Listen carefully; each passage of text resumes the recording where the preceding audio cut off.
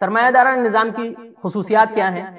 اس کے اندر معاشی آزادی حاصل ہوتی ہے، بے شک کیپٹلزم جو ہے فرد کی معاشی آزادی، اکنامک فریڈم کی ضمانت دیتا ہے، جو اس کا بنیادی اصول ہے۔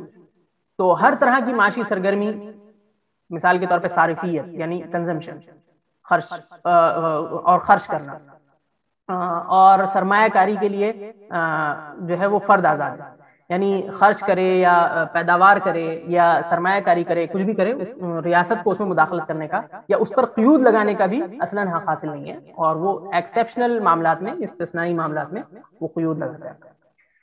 شخصی ملکیت اس کا دوسرا اصول ہے، پرائیویٹ آنرشپ۔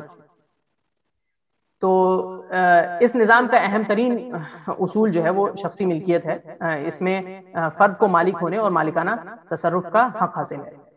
اور اسی طریقے سے تیسری خصوصیت ہے منافع بطور ترغیب۔ اس کے اندر منافع ہی مقصد ہوتا ہے، تو انسان کے لیے جو ہے ایک ترغیب رہتی ہے، زیادہ سے زیادہ منافع کی جستجو میں انسان جو ہے وہ معاشی سرگرمی میں متحرک ہوتا ہے، اور یعنی زیادہ سے زیادہ ابتکار کی یا تخلیقی صلاحیتوں کو اپنے اس میں لاتا ہے، استعمال میں لاتا ہے، صلاحیتوں کو استعمال میں لاتا ہے۔